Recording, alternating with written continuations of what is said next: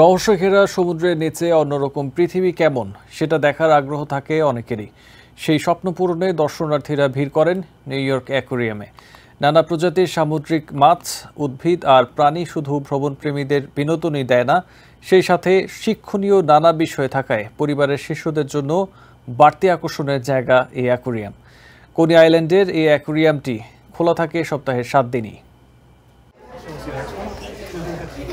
নীল সমুদ্রের নিচে আলো ছায়ার মাঝে রয়েছে এক রূপকথার পৃথিবী। প্রবাল প্রাচীরের সেই রঙিন দুনিয়ায় ক্লাউন, টাং, ম্যান্ডারিন ও বাটারফ্লাই ফিশের নাচানাচি বা শামুক, স্কুইড ও ক্রাস্টেশিয়ানদের শীতলতা নিয়ে আগ্রহের শেষ নেই মানুষের। সেই আকুলতার খোরাক কিছুটা হলেও মিটবে নিউ ইয়র্কের ব্রুকলিনের কোনি আইল্যান্ডের পাশেই অবস্থিত নিউ ইয়র্ক অ্যাকোয়ারিয়ামে আসলে।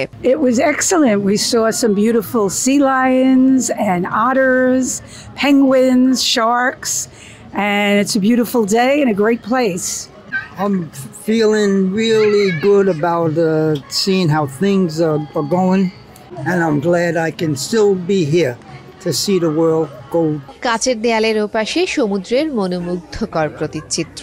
প্রবাল প্রাচীরে নানা রঙের মাছ, জলজ উদ্ভিদ আর প্রাণীর খেলায় মেতে উঠছেন দর্শনার্থীরা। শিশুদের পরিচয় করিয়ে দিচ্ছেন সাগরের এই রহস্যের সাথে। সমুদ্রের নিচে আসলে কি থাকে এটা নিয়ে আমাদের অনেক আগ্রহ ছিল।